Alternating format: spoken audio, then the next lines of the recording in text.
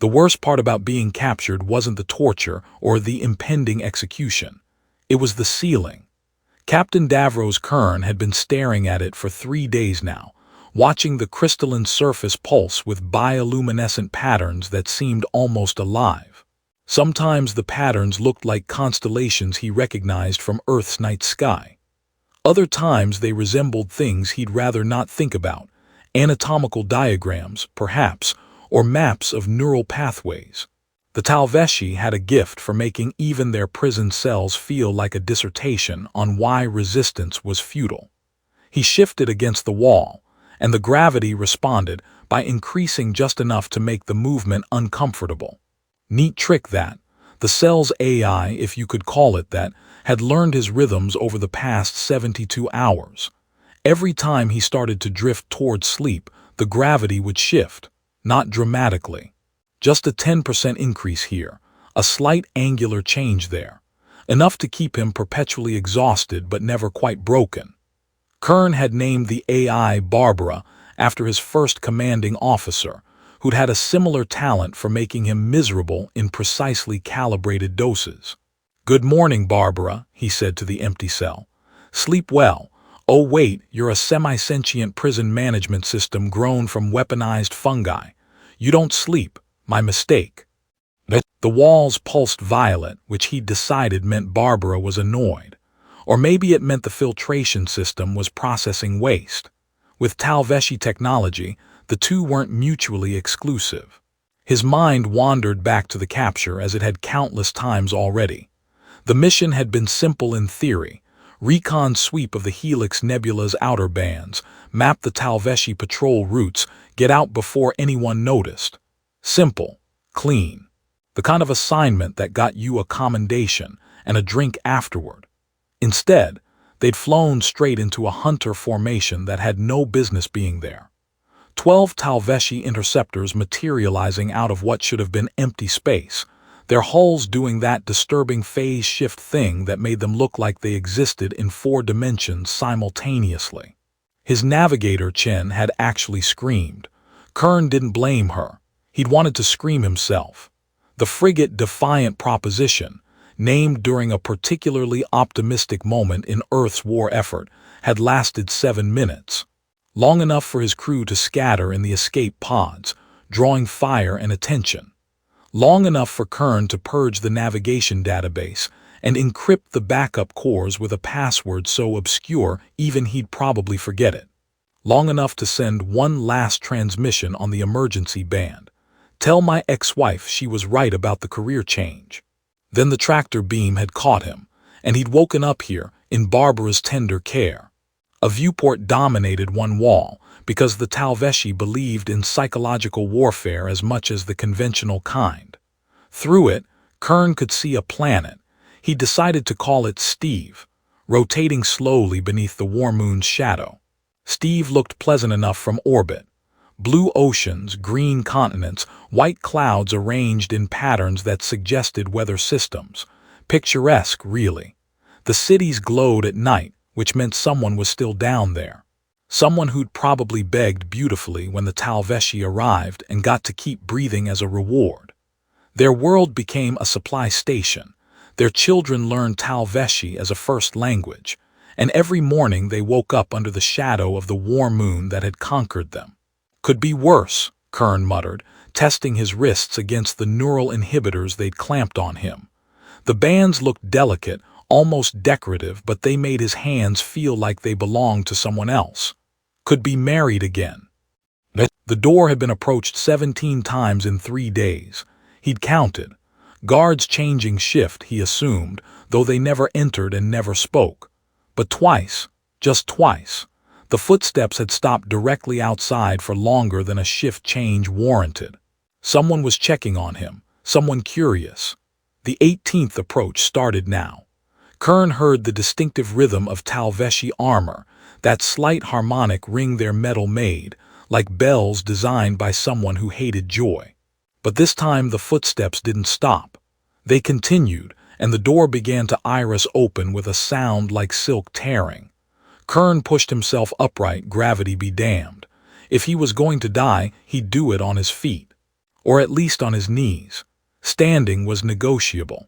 The guard who entered was tall even by Talveshi standards, armor so dark it seemed to eat the light from Barbara's walls. The helmet was expressionless, a smooth curve that reflected Kern's bedraggled face back at him. He looked terrible. 3 days without a shower and only nutrient paste to eat had not improved his natural charm. "Let me guess," Kern said. "Room service, because I have notes about the breakfast menu." The guard said nothing but gestured with one armored hand. The meaning was clear enough. "Right, walking, I can do that. Been doing it for years, actually. Picked it up as a child." His legs disagreed with this assessment. The first 2 steps were more of a controlled fall, but he managed. Barbara helpfully adjusted the gravity to normal as he crossed the threshold, which was either mercy or a final courtesy before execution.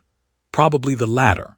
The corridor beyond was everything his cell wasn't: vast, soaring, built to inspire awe and terror in equal measure. The walls weren't just crystal here. They were asterisk living crystal, conducting streams of data in colors Kern was reasonably sure humans couldn't normally perceive. He caught glimpses of information flowing past. Ship manifests, resource allocations, the captured faces of 1,000 species filed and categorized. They passed a chamber where figures floated in stasis fields, frozen mid-scream or mid-prayer. A museum of conquest carefully preserved. Kern looked away. "You know," he said to his silent escort, "you people really need to work on your interior decorating. Maybe some plants. Earth plants are great, very forgiving. I had a cactus once that survived 3 tours and a divorce." The guard's pace never changed. 2 more guards joined them at an intersection, forming a triangle around Kern. Professional, efficient. The kind of security detail you used for someone important or dangerous. Kern was reasonably sure he didn't qualify as either anymore, but then his mind snagged on something. A memory, 6 months old and beer-soaked. Shore leave on Osiris 7, that neutral station where every species pretended they weren't spying on each other. He'd been alone at the bar, working through his 3rd drink and 2nd existential crisis, when she'd sat down next to him. Golden hair, sharp features, an accent that didn't quite fit any known human colony. She'd kept her hair down, covering her ears, and he'd been too polite or too drunk to ask why. They'd talked for hours, about command, about the weight of sending people to die, about whether mercy was weakness or strength. She'd asked about Earth, about what made humans keep fighting when any logical species would have surrendered years ago. He'd told her about stubbornness, about the collective human inability to accept the inevitable, about how spite was basically a renewable resource. She'd laughed at that, really laughed. The memory felt important somehow, but he couldn't figure out why. Probably just his mind grasping for pleasant thoughts before the unpleasant business of execution.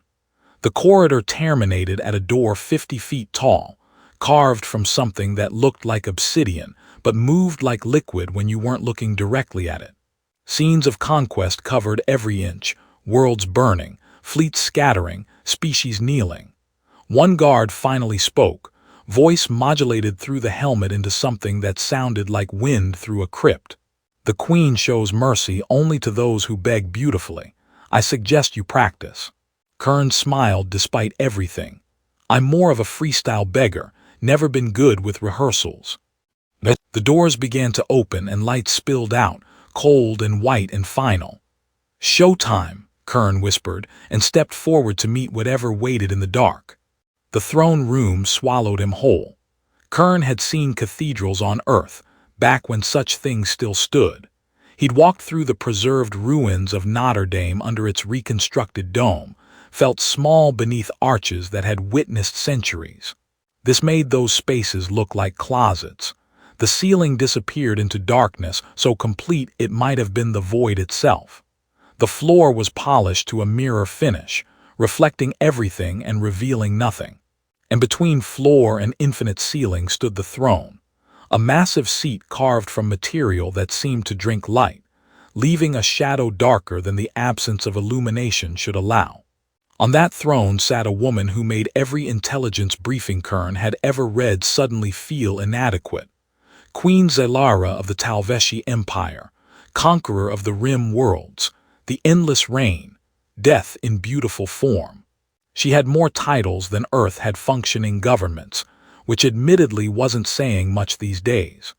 Her skin held the blue of deep oceans, shot through with patterns that moved like auroras beneath the surface.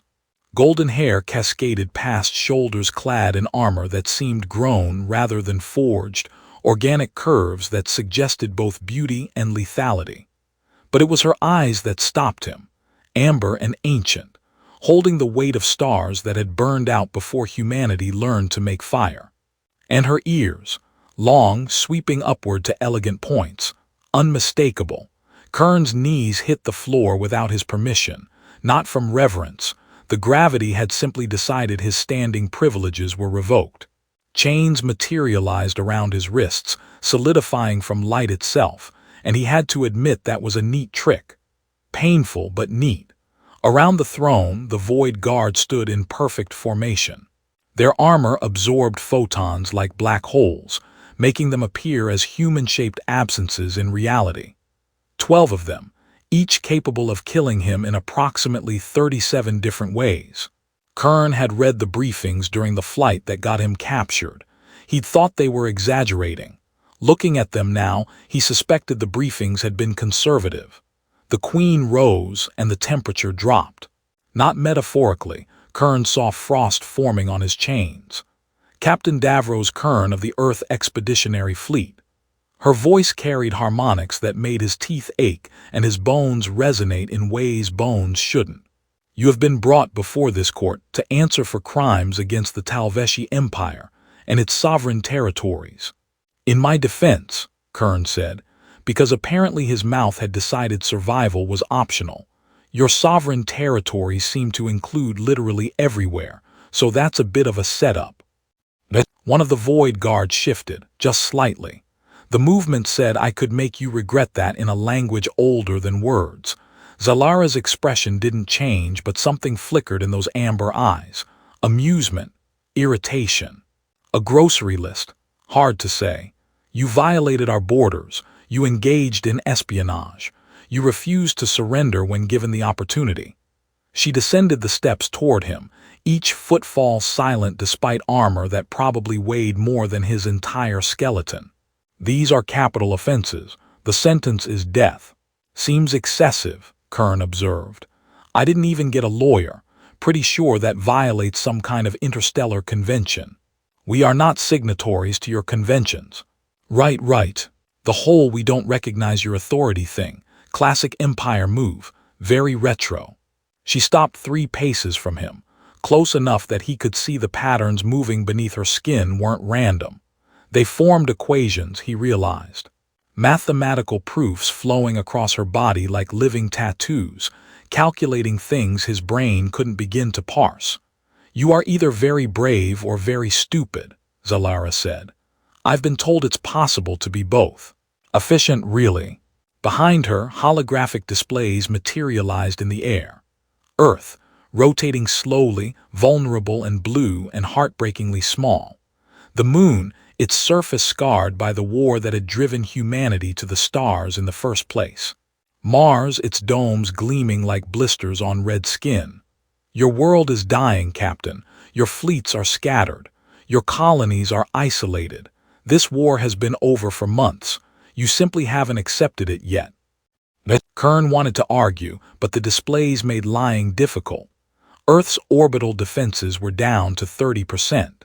The fleet had been whittled from 200 ships to maybe 40 functional vessels. Mars was rationing air. Luna City had gone dark 3 weeks ago. We're scrappy, he said instead. It's kind of our thing. Scrappy? Zelara pronounced the word like she was dissecting it. An interesting choice. Your species mistakes stubbornness for strength. It will be your extinction. Better than begging beautifully. I'm told that's the local custom. Her fingers drummed against her armored thigh. A rhythmic pattern. 3 taps, pause, 2 taps, pause, 3 taps.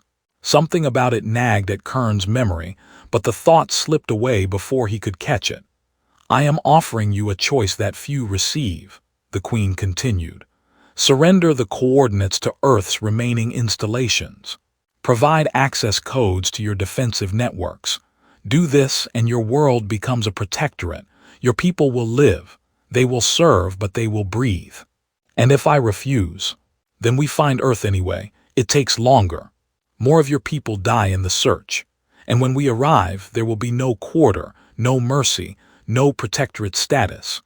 Only annexation and whatever populations survive the orbital bombardment." The casual way she said it made Kern's stomach turn. She wasn't threatening, she was explaining. The difference felt important. "You've done this before," he said quietly. 147 times, some surrendered quickly. Others fought beautifully and died the same way. The outcome is always identical. Depressing consistency. Efficient consistency. Kern laughed. He couldn't help it. The absurdity crashed over him like a wave. Here he was, having a philosophical debate about genocide with a woman who could probably level cities with a thought. The laughter died when Zelara leaned closer, close enough that he could smell something like ozone and starlight, and said, "I know about the resonance engine." The words hit him like a physical blow. The resonance engine, Project Longshot. The theoretical weapon that existed only in classified files and fever dreams of Earth's most desperate scientists. The thing that might, maybe, possibly, if a dozen impossible breakthroughs happened simultaneously, give humanity a fighting chance. "Never heard of it," Kern said, but his voice had gone flat.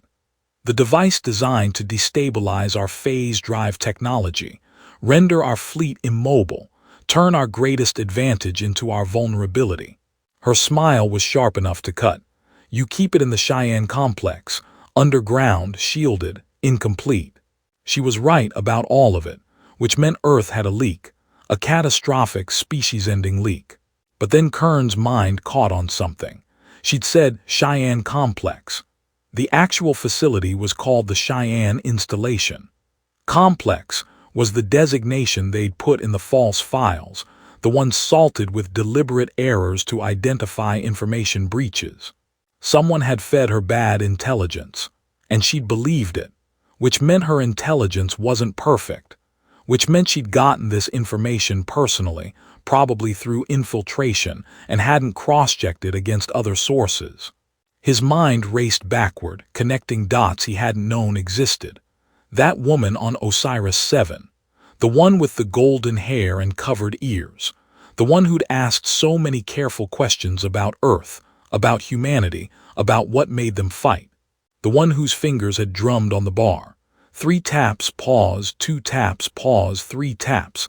The same pattern Zelara was tapping now. Recognition hit him like a missile strike. The queen of the Talvesh Empire, who commanded fleets and conquered worlds, had personally gone undercover to a dingy bar on a neutral station to talk to him. To Davros Kern, a middle-ranked captain with a drinking problem and a failed marriage. She'd sat there, laughed at his jokes, let him buy her drinks with credits that were probably counterfeit. The sheer, ridiculous impossibility of it overwhelmed every survival instinct he had left. Kern started laughing again, really laughing this time, the kind that came from the diaphragm and didn't stop for permission. The laughter echoed in the throne room's perfect acoustics, multiplying until it sounded like a dozen Kerns were all sharing the same joke, which, in a way, they were. Zelara's fingers stopped their drumming. Her expression froze in a way that suggested she'd forgotten what freezing felt like and was having to relearn it in real time. The Void Guard shifted as one, hands moving toward weapons that probably violated several laws of physics. The air itself seemed to tighten, pressure building like a storm about to break. Kern couldn't stop. Every time he tried to compose himself, another wave hit him. The Queen of Talvesh, the woman who'd spent 40 minutes arguing with him about whether pre-war Earth literature was too obsessed with dystopias.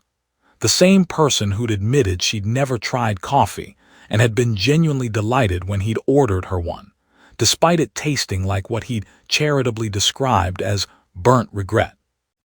You, he gasped between laughs, chains rattling as his shoulders shook. You actually did it. You went full spy. Never go full spy. Silence. Her voice carried enough harmonic force to crack stone, but Kern was too far gone. The bartender. Oh gods, the bartender kept calling you sweetheart, and you didn't know if you should have him executed or just leave a bad tip. One of the void guard took a step forward. Xylara's hand came up, halting the movement, but the gesture looked uncertain in a way that probably terrified her court more than his laughter did. You bought, Kern wheezed, trying to catch his breath. You bought that terrible Rigelian whiskey because I said it tasted like starlight, and you wanted to know if I was being poetic or if I'd had a stroke. Then you drank it and made a face like, enough. The word hit like a pressure wave. Kern's laughter cut off, not from fear but from sudden lack of oxygen. The gravity around him had intensified, pressing him flat against the mirror floor. He stared up at her, still grinning despite his compressed lungs. She looked down at him, and for the first time since he'd entered, he saw something other than imperial certainty in those amber eyes. She looked afraid, not of him, of what he knew, of what he represented, of a moment 6 months ago when she'd been something other than the endless rain. How did you know? She asked quietly, and the question was for him alone despite the guards and courtiers witnessing every word. The pattern, Kern managed, gravity easing just enough to let him speak. 323. You did it at the bar when you were thinking. You're doing it now. Not exactly common. Many beings have nervous habits. Sure, but combined with the ears you kept covered, the accent you couldn't quite place, the way you asked questions like you were conducting an interview disguised as drunk philosophy, and the fact that you knew the internal code name for a project that shouldn't exist. He smiled, call it an educated guess. Xylara's jaw tightened. Around them, the court had gone silent in a way that suggested everyone was trying very hard to become invisible. You were gathering intelligence, Kern continued, because apparently survival instincts were completely optional today. Personal reconnaissance. Wanted to understand the enemy directly instead of through reports. Very hands-on leadership. I respect it. You respect nothing. You are a prisoner awaiting execution. True, but I'm a prisoner who got to watch the Queen of the Talvesh Empire try coffee for the first time and immediately regret every choice that led to that moment. That's got to count for something. Her hand moved to her sword hilt, a gesture so fast it blurred. The void guard responded instantly, weapons charging with a sound like reality tearing, but she didn't draw. Her fingers just rested there, trembling with what might have been rage or might have been something more complicated. You told me, she said, voice dangerously soft, that humans fight because surrender feels like dying slowly, that you'd rather burn fast than fade. I remember, you said that was illogical. I said it was inefficient. Potato, doesn't really work in text format. The almost smile that flickered across her face lasted maybe a microsecond, but Kern caught it. Point to him. What else did you tell me, Captain? What else did I learn during that intelligence gathering? Kern thought back, his mind surprisingly clear despite the mortal peril. They'd talked about a lot. Command decisions. The weight of responsibility. She'd asked what kept him going when everything seemed hopeless. He'd told her about spite. I said humanity runs on spite and bad coffee, that we're too stubborn to know when we're beaten. That our entire military strategy is basically, if we're going down, we're taking you with us, elevated to an art form. You also said, Zelara continued, descending another step, that any commander worth following understands the difference between sacrifice and waste. That throwing lives away isn't strategy. It's cowardice dressed in uniform. Kern blinked. He'd said that, late in the conversation after the fourth drink when things had gotten philosophical. He'd been thinking about his ex-wife, about the arguments that had ended their marriage, about missions that had cost too much for too little. Yeah, he said quietly, I remember. Do you still believe it? What kind of question is that? An important one. She was close now, close enough that he could see the equations flowing across her skin were solving and resolving, like she was processing multiple scenarios simultaneously. You are here because you refuse to run. Your crew scattered to save you. You purged the database to protect Earth. These were sacrifices. That was survival. Was it, or was it spite in disguise? Kern opened his mouth, closed it. The question had teeth. Here is what troubles me, Captain Davros Kern. Zelara crouched, bringing herself to eye level with him despite the undignified position it put her in. Her court probably hadn't seen her at eye level with anyone in centuries. In 6 months of intelligence gathering, analyzing human behavior, studying your tactics and strategies, I have found no logical reason why your species continues fighting. Your losses are catastrophic. Your resources are depleted. Victory is mathematically impossible. And yet you laugh in my throne room. You make jokes about coffee while chained before an execution. You show no fear. Oh, I'm terrified. I'm just also amused. Humans are excellent multitaskers. Her eyes narrowed. What do you know that I don't? About what? About why you're laughing. About why you're not begging. About why, she stopped, recalculating. You know something that makes this amusing to you. Kern's grin widened, because she was right. He did know something, not about weapons or strategies or some secret that would turn the war. Something better.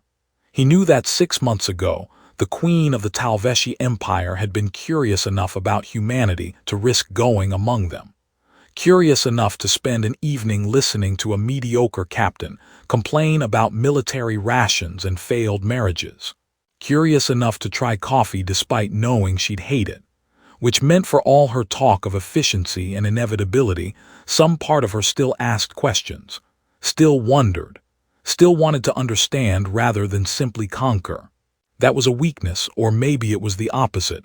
You want to know why I'm laughing? Kern asked. Yes. Because you're doing it again, right now. Instead of just executing me, you're asking questions. You want to understand. And that means you're not sure. The silence that followed could have been cut with a knife and served as dinner. Zelara stood slowly, her armor catching the light in ways that made it look alive. When she spoke, her voice carried enough cold to freeze atmospheres. I am offering you one final chance, Captain. Surrender Earth's coordinates. Give me what I need, or I will take it from your world's ashes. No. I mean, probably still no after you threaten me more, but let's save time and skip to that part. Her hand moved in a gesture that made reality bend. Holograms exploded around them, not of Earth this time, but of battles. Hundreds of them, worlds burning, fleets dying, species kneeling. This is what happens to those who refuse, Zelara said. Yeah, I figured. You've got a very consistent brand. Then why are you still smiling? Because Kern didn't say. 6 months ago you asked me if mercy was weakness, and you actually seemed to care about the answer. Instead, he said, because you're still asking questions instead of just killing me. Which means somewhere in there, he nodded toward her, you're still not sure if we're worth exterminating or worth understanding. The temperature dropped another 10 degrees. The words hung in the air between them like a grenade with an unpredictable timer. Zelara's expression went through several phases in the span of a heartbeat. Anger, certainly. Surprise, definitely. But underneath it all, something that looked dangerously close to recognition.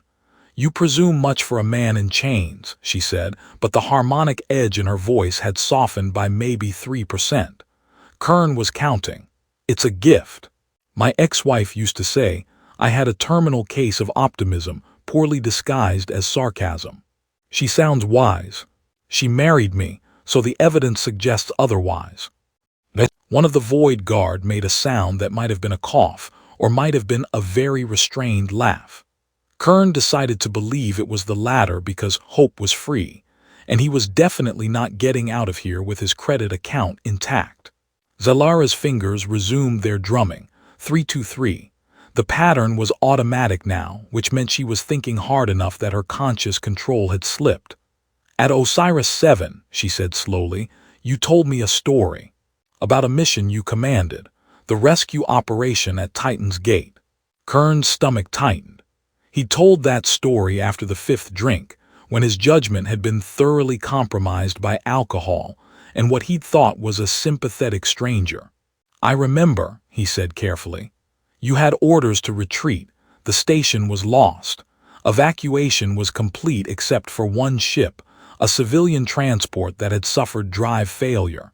1,200 people trapped in a decaying orbit. 1,700, Kern corrected quietly.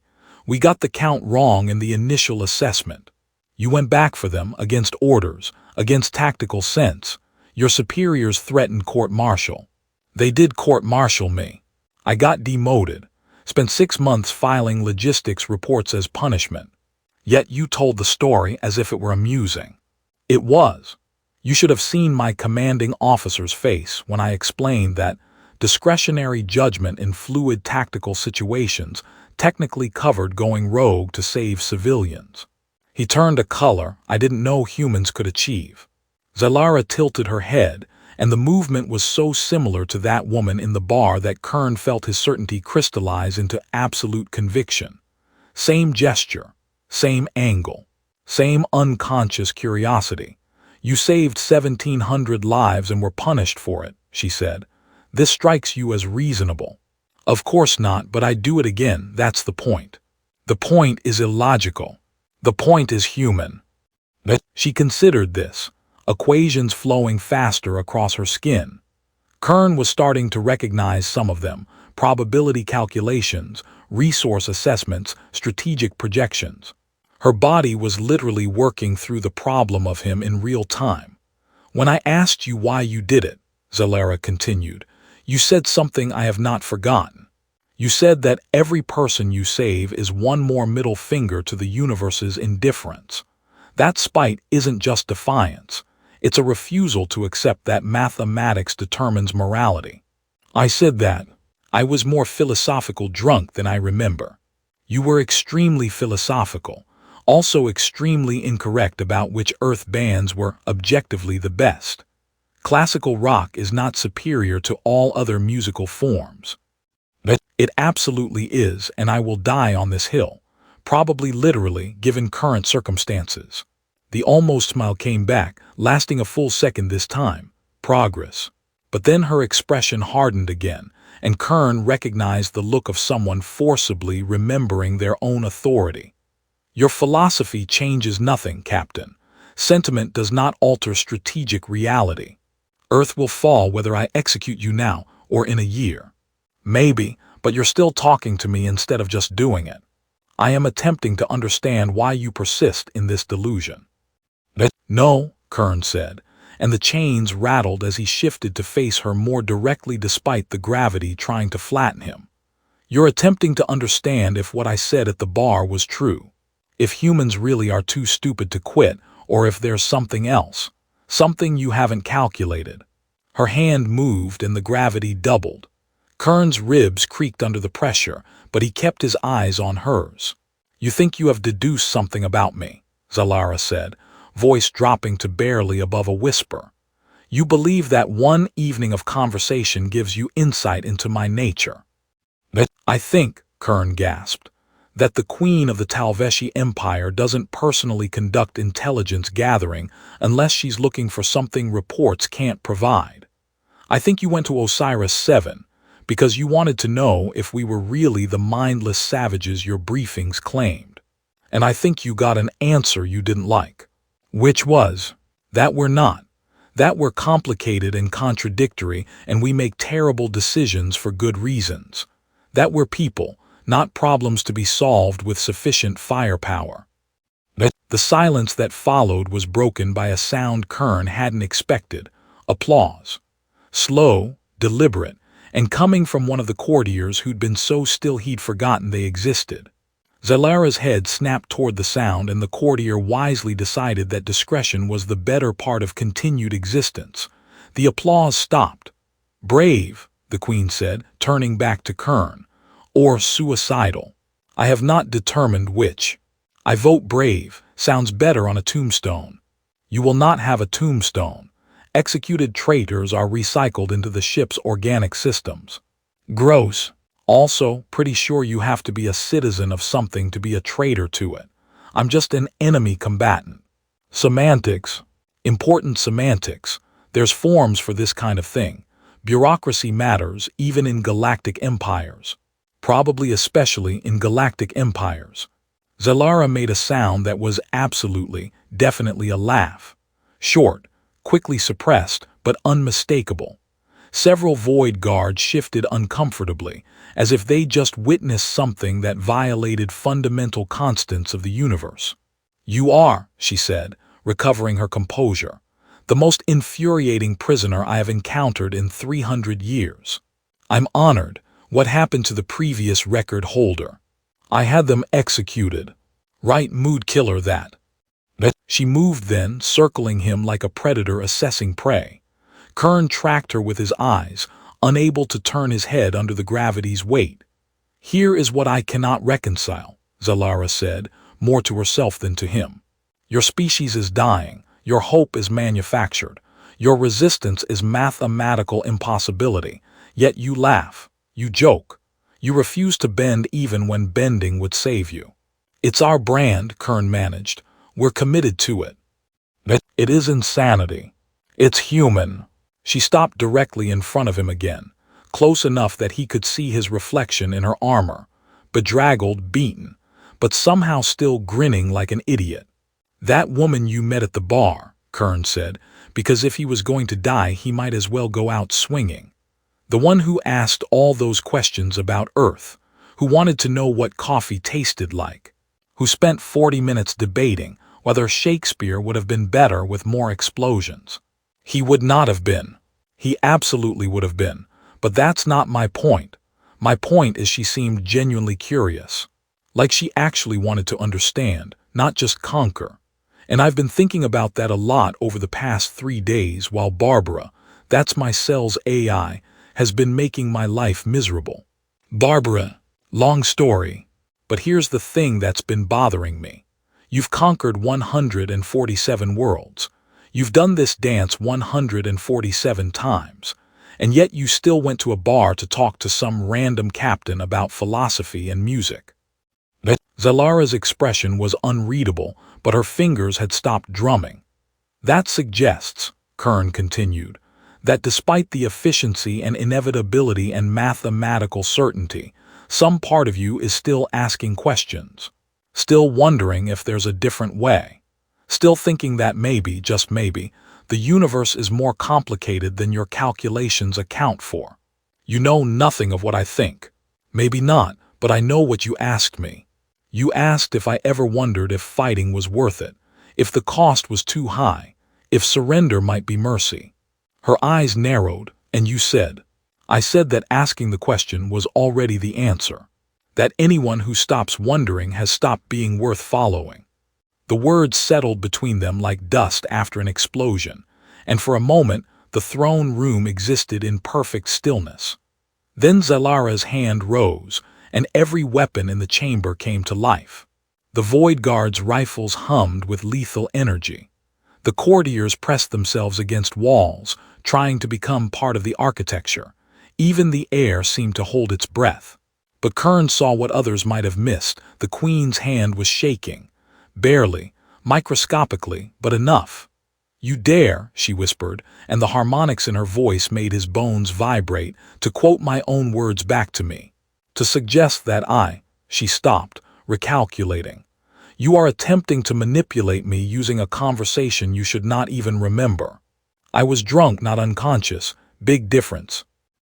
You were also supposed to believe I was a merchant trader, not," she gestured at herself, "at the throne, at the empire.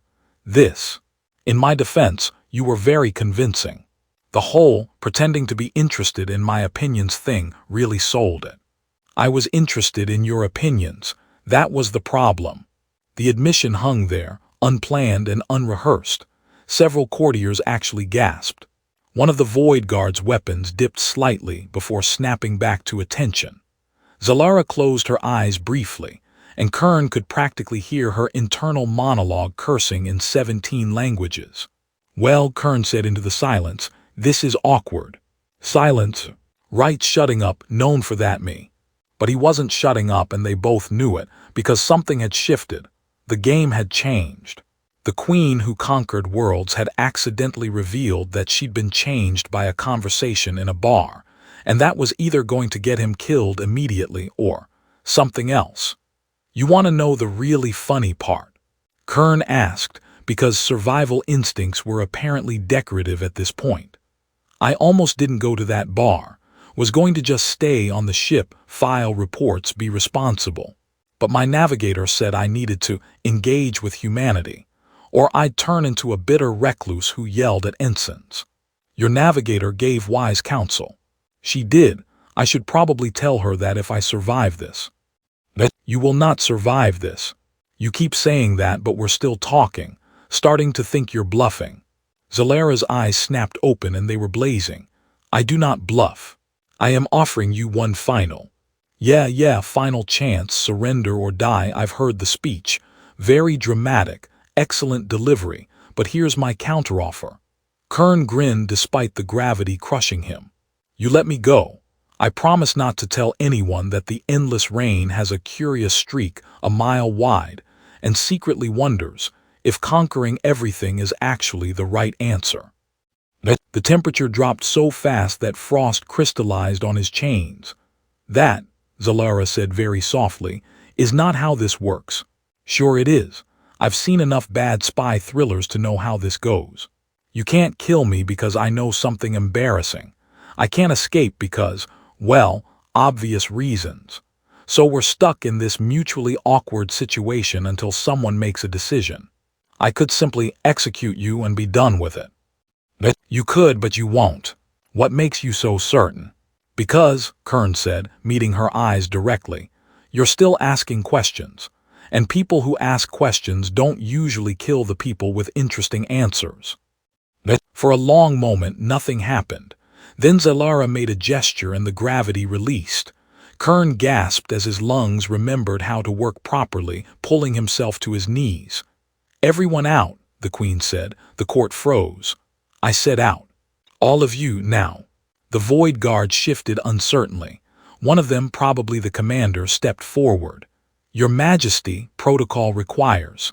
Protocol requires you to follow my orders, which I am giving you now. Clear the room. The silence was deafening. Then slowly, the void guard began to move. Courtiers scrambled for exits. Within 30 seconds, the throne room was empty except for Kern and Zelara. Well, Kern said, this is either very good or spectacularly bad for my life expectancy. Zelara descended the final steps and sat on the floor in front of him. Actually sat, cross-legged, armor and all. It was possibly the most surreal thing Kern had witnessed, and he'd once seen a space whale eat a frigate. You are correct, she said quietly. I went to Osiris 7 to understand. My report said humans were simple, brutal, short-lived and shorter-sighted. But the mathematics did not explain your persistence, so I went to see for myself. And I met a mediocre captain who made terrible jokes and worse tactical assessments, who bought drinks he could not afford with credits that were obviously counterfeit, who spoke about his failures like they were achievements and his doubts like they were wisdom. You're really selling me here. And I could not reconcile this person, this chaotic, contradictory, absurd person with the threat assessments. You were not supposed to be human. I mean, I am literally human. You were supposed to be data, numbers, acceptable losses in an efficient conquest. Her fingers drummed against her knee, 323. But you spoke about your crew like they were family, about missions that cost too much, about wondering if any of it meant anything. Heavy conversation for a bar. I asked heavy questions. You did. And I answered them honestly because I thought you were just another lost soul trying to figure out if the universe made sense. Turns out you were reconnoitering. Turns out I was doing both. Kern blinked, I returned to my fleet with more questions than answers. My advisor said this proved humans were dangerous, unpredictable variables in clean calculations. I agreed. I authorized the current offensive, I told myself that sentiment was not strategy. But I kept thinking about what you said, about the difference between sacrifice and waste, about spite being a renewable resource, about how anyone who stops asking questions stops being worth following. She looked at him, really looked at him, and he saw something in her eyes that might have been doubt or might have been hope. I have led this empire for 1,000 years. I have never questioned the necessity of conquest, until I sat in a bar and argued with a drunk captain about whether coffee was worth the calories it cost to produce. But for the record, it absolutely is. It tastes like burnt regret. That's what I said. We agreed on this. A smile flickered across her face, genuine and unstudied. We did, among other things. Kern's chains were still active, but they felt less important suddenly. So what happens now? You still planning to execute me, or are we workshopping alternatives? I do not know. The admission seemed to cost her. You have created a problem I cannot calculate away. If I execute you, I eliminate a variable. If I release you, I create chaos. If I keep you prisoner, I admit weakness. Sounds like you need better options. What would you suggest? Me, I'm just a mediocre captain who makes terrible jokes. You are also the only person in 1,000 years who has made me reconsider my certainties. So, suggest. Kern thought about it. About Earth dying slowly. About his crew scattered across the galaxy.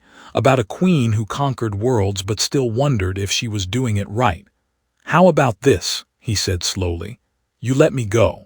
I don't give you Earth's coordinates because that would be treasonous and also bad for my people. But I also don't tell anyone about our conversation because, honestly, who would believe me?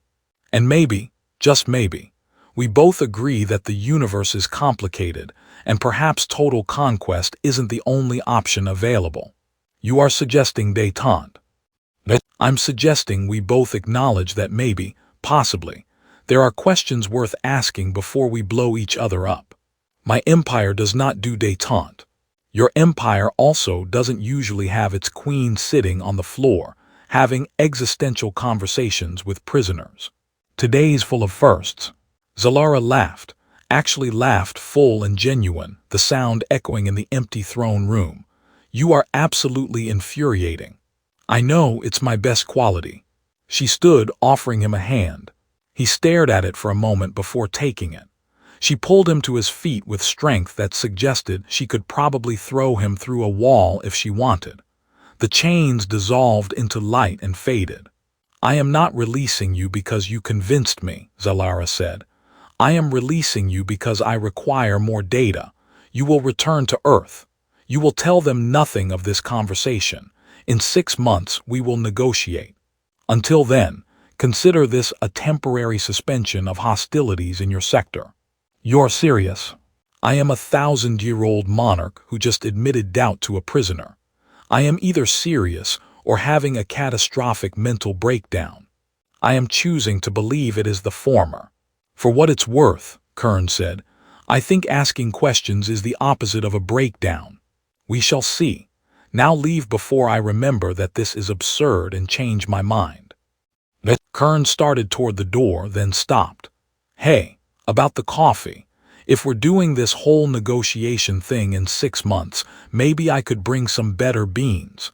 Show you that it doesn't have to taste like burnt regret. Zelara's expression was unreadable. That would be acceptable. Cool, it's a date, diplomatic date, professional beverage exchange. Leave, Captain Kern. Leaving. He made it to the door before her voice stopped him one more time. Davros. He turned. Thank you, she said quietly, for treating me like a person in that bar, not a queen, just someone asking questions. Any time. Well, hopefully not in another throne room. Maybe stick to bars. He left before she could respond, walking past confused void guard and bewildered courtiers, grinning like an absolute idiot. 6 months. Enough time to figure out how to explain this to Earth Command. Enough time to find really good coffee beans. Enough time to see if a queen and a captain could find a better answer than war. He was probably going to get court-martialed again. Worth it.